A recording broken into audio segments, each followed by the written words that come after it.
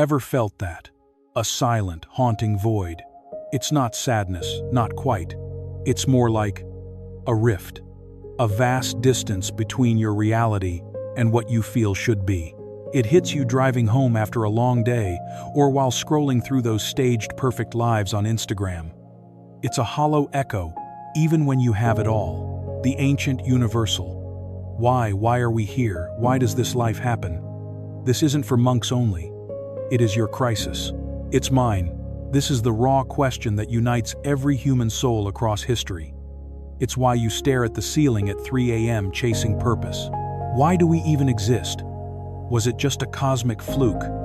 A random crash of atoms that by some miracle created beings who think? Or is there a grand architecture we belong to? Scholars have fought over this for eons. Science notes the anthropic principle. Gravity and electrons are so perfectly tuned that any tiny shift would kill life.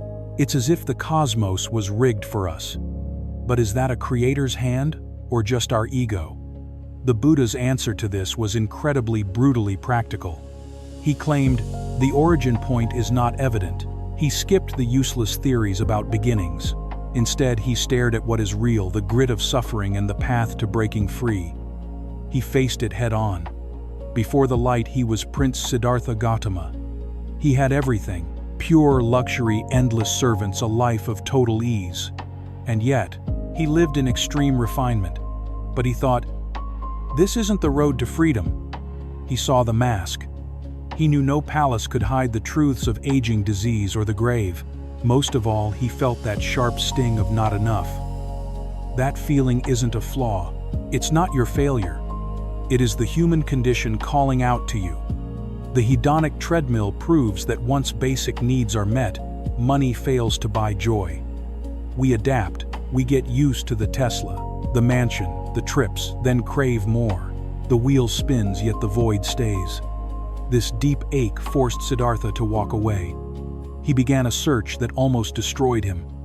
For 6 years he starved his body and stayed awake trying to find God through pain. But torture failed. He found the middle way, the truth that neither mindless luxury nor self-hate leads to the light of wisdom.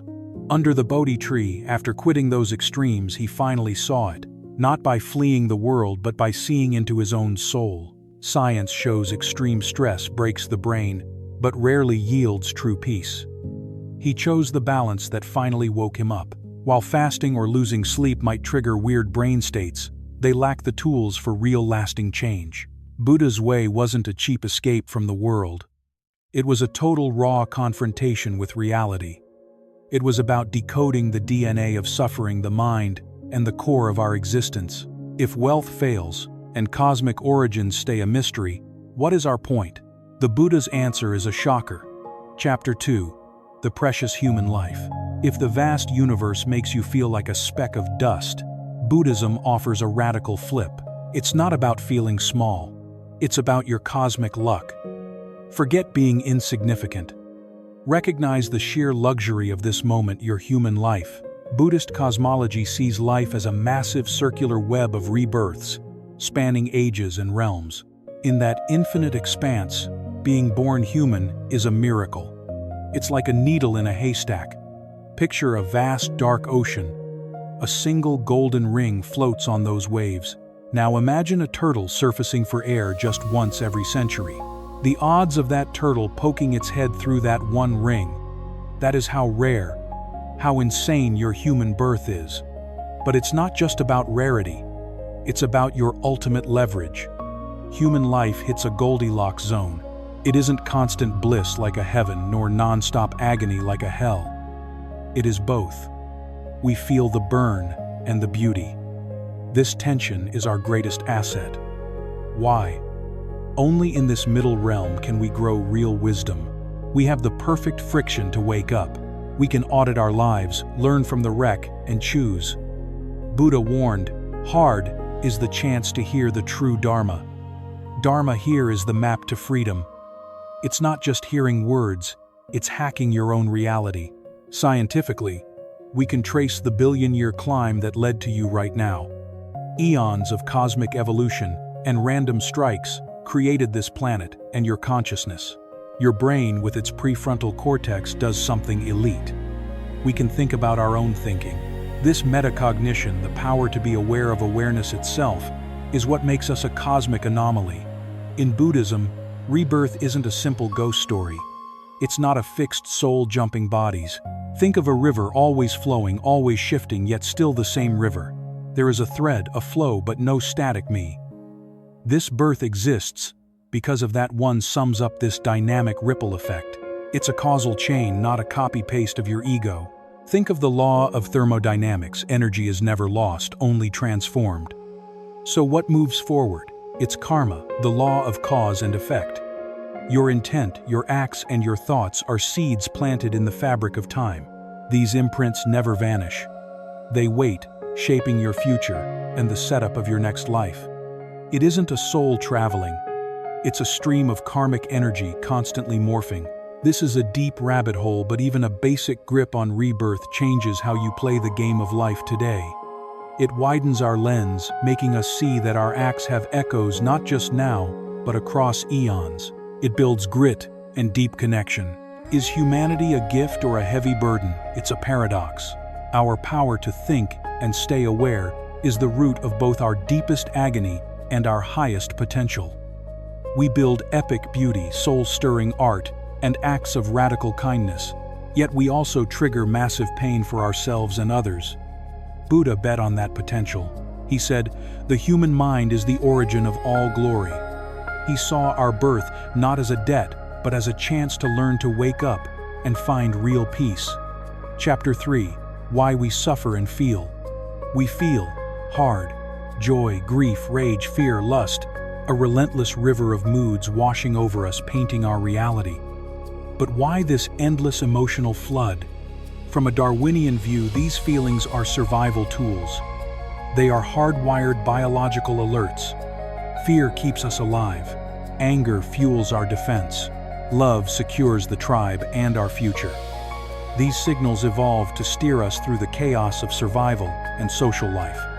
But Buddhism goes deeper. It sees moods not just as biology, but as messengers. Messengers we usually fail to decode.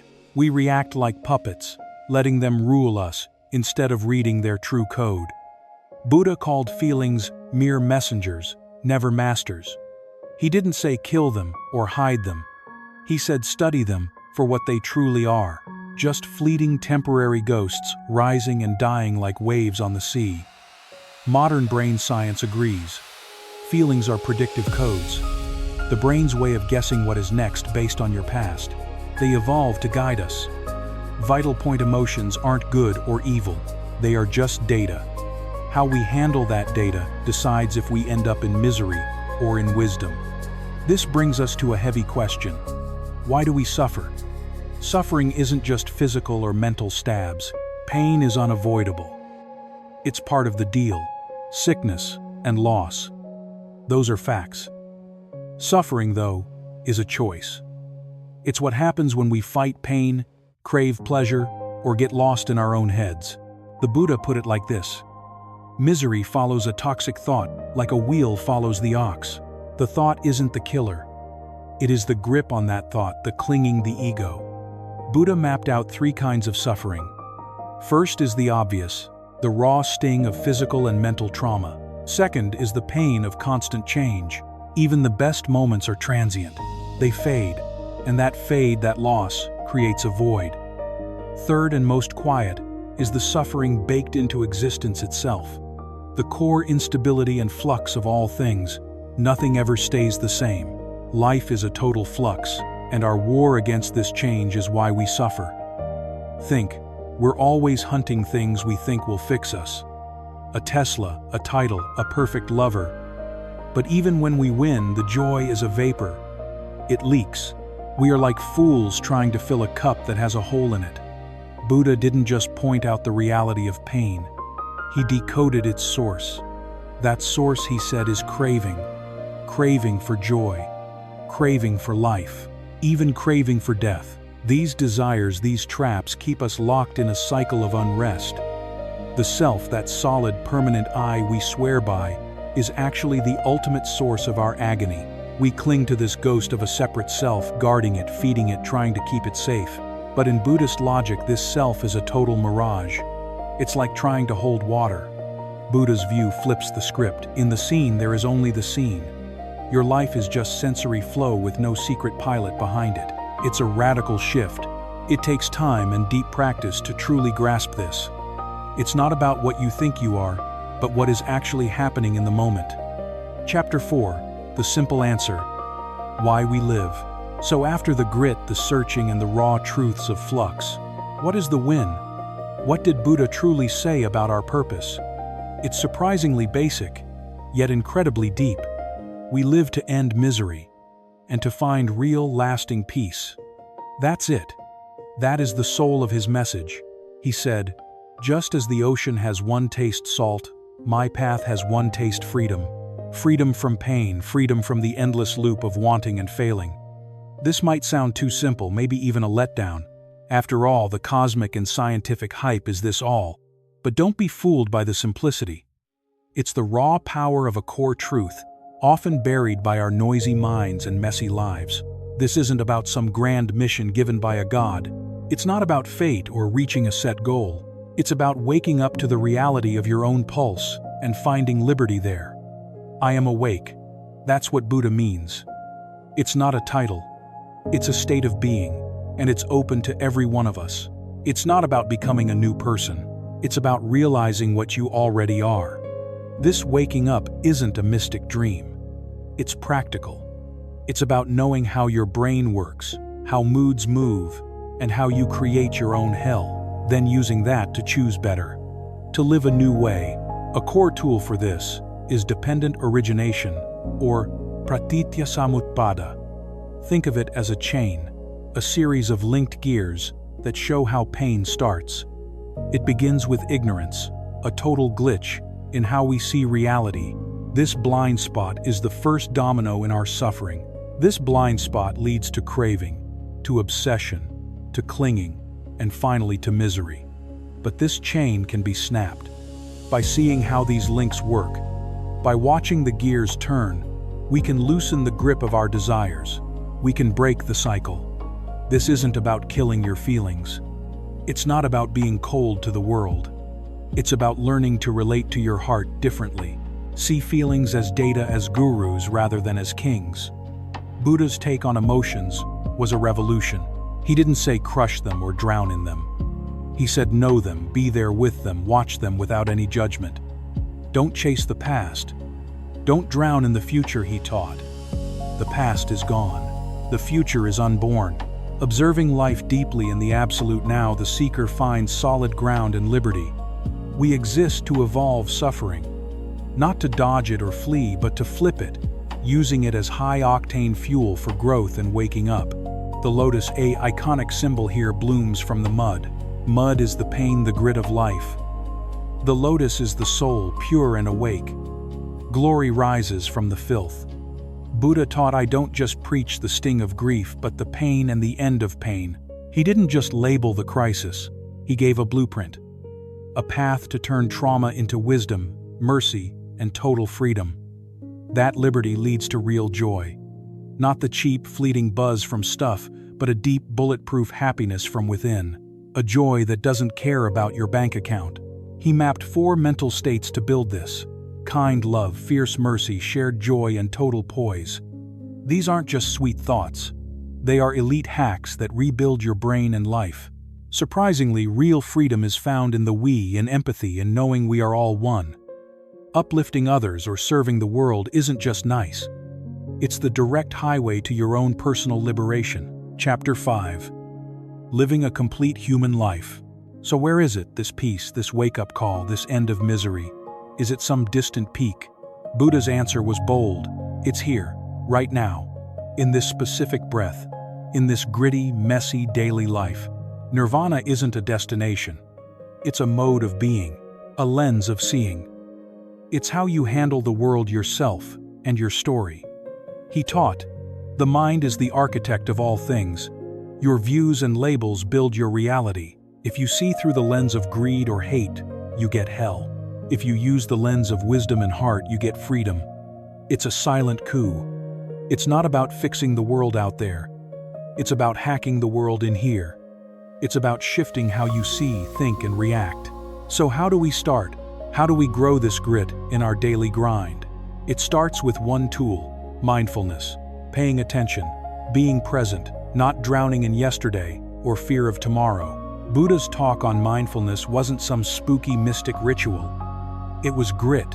He said, "When walking, know you are walking. When eating, know you are eating." It sounds almost too basic, but it's a total game changer. It's about bringing your full focus to the now, to the tasks you usually do on autopilot. This isn't just fluff. It is backed by hard science. Scans prove that mindfulness can physically remodel your brain. It strengthens the circuits for focus, calm, and emotional control. It even boosts your immune system. Just 5 minutes. 5 minutes of tracking your breath and the sounds of the world. 5 minutes of just being without judgment, without chasing, without trying to fix a thing. That's the code to start rewiring your brain for purpose, presence, and peace. It's about finding depth, not in a concept, but in the raw moment. Washing dishes can be as holy as meditating in a cave. Dining can become a holy rite. A simple walk can turn into a grand voyage. It is about valuing this rare human life, this shot we were given. Stop taking it for granted. Quit sleepwalking through your years. Instead, wake up to the magic and the power surrounding you. Work with your heart, never against it. Don't try to crush feelings or delete them. Seek to decode them. View them as gurus, as vital signs. The middle way is the key: no suppression, no indulgence. Just face them, accept them, let them exist without letting them hijack your soul. And what about pain? Even agony can be totally alchemized. Rough times and dark moods can be the stairs to growth, insight, and deep mercy. The Tonglen method from Tibet is a vivid proof of this. It's breathing in the world's pain and breathing out healing and peace. It feels backward, yet it is life-changing. It breaks our ego wide open. It helps us open up, bond with others, and turn our own trauma into something of value. Your darkest days and hardest trials can be your elite teachers. They reveal your grit, your core, and your vast love. Maximizing this birth means knowing its extreme rarity and its infinite worth. It means building the pillars of liberty, ethics, focus, and insight. These work as one, like 3 legs of a chair. They hold you up. Buddha's final words were, "Be a light unto yourself." He never asked for blind followers. He said, find your own path. Use your own mind to reach freedom. It turns out the big answer, the grand point, isn't found out there. It's a truth we simply recognize. It is something already living inside us, just waiting for us to finally wake up and see it.